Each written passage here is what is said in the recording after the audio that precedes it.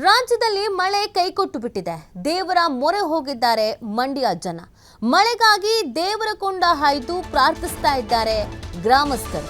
ಮಂಡ್ಯ ತಾಲೂಕಿನ ಕೀಲಾರ ಗ್ರಾಮದಲ್ಲಿ ಜನರಿಂದ ವಿಶೇಷವಾದಂತ ಒಂದು ಪೂಜೆಯನ್ನು ಕೂಡ ಹಮ್ಮಿಕೊಳ್ಳಲಾಗಿದೆ. ಕಾರಣ ಮಳೆನೇ ಆಗದೆ ಜನ ಪರದಾಡುವಂತ ಪರಿಸ್ಥಿತಿ. ಇನ್ನು ಸ್ವಲ್ಪ ದಿನ ಇದೇ ತರದೊಂದು ಸಿಚುವೇಶನ್ ಇದ್ರೆ ಕುಡಿಯೋ ನೀರಿಗೂ ಕೂಡ ಸಮಸ್ಯೆಯನ್ನ ಎದುರಿಸಬೇಕಾಗತ್ತೆ. ಆ ಕಾರಣಕ್ಕಾಗಿ ಇದೀಗ ದೇವರ ಮೊರೆ ಹೋಗಲಾಗಿದೆ. ವಿಶೇಷವಾದಂಥ ಪೂಜೆಯನ್ನ ಹಮ್ಮಿಕೊಳ್ಳಲಾಗಿದೆ. ಮಂಡ್ಯದಲ್ಲಿ ಕೀಲಾರ ಗ್ರಾಮದ ಜನ ಮಳೆರಾಯನಿಗೆ ಕೀಲಾರ ಗ್ರಾಮಸ್ಥರಿಂದ ವಿಶೇಷ ಪೂಜೆಯನ್ನು ನಡೆಸಲಾಗಿದೆ. ಮಳೆರಾಯನ ಕಳಸ ಹೊತ್ತು ಗ್ರಾಮದ ಪ್ರಮುಖ ಬೀದಿಗಳಲ್ಲಿ ಮೆರವಣಿಗೆಯನ್ನ ಮಾಡಿದ್ದಾರೆ.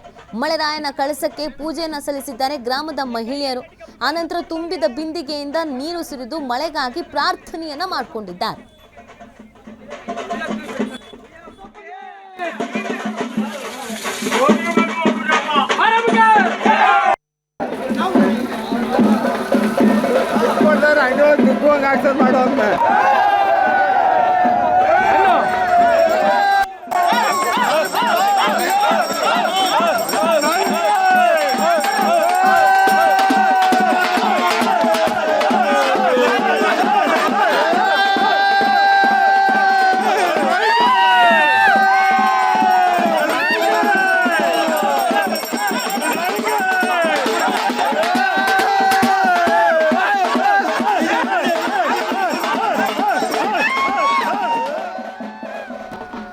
ನೀವು ದೃಶ್ಯದಲ್ಲಿ ಗಮನಿಸ್ತಾ ಇದ್ದೀರಾ, ಗ್ರಾಮದ ಜನ ವಿಶೇಷವಾದಂಥ ಪೂಜೆಯನ್ನು ನೆರವೇರಿಸ್ತಾ ಇರುವಂಥದ್ದು. ಇದೆಲ್ಲವೂ ಮಳೆಗಾಗಿ ಪ್ರಾರ್ಥನೆಯನ್ನು ಮಾಡ್ಕೊಳ್ತಾ ಇರೋದು. ಸಮೃದ್ಧಿಯಾಗಿ ಮಳೆ ಬರಲಿ, ಬೆಳೆ ಚೆನ್ನಾಗಾಗಲಿ ಅನ್ನುವಂಥ ನಿಟ್ಟಿನಲ್ಲಿ ಈ ರೀತಿಯಾದಂಥ ಒಂದು ಪೂಜೆಯನ್ನು ಹಮ್ಮಿಕೊಳ್ಳಲಾಗಿದೆ. ಯಾಕಂದರೆ ಈ ಬಾರಿ ಭಾಳಷ್ಟು ಬರಗಾಲದ ಪರಿಸ್ಥಿತಿ ಇದೆ. ಇದರಿಂದ ತುಂಬ ಕಷ್ಟ ಆಗ್ತಿದೆ ಜೀವನ ಮಾಡೋದಕ್ಕೆ.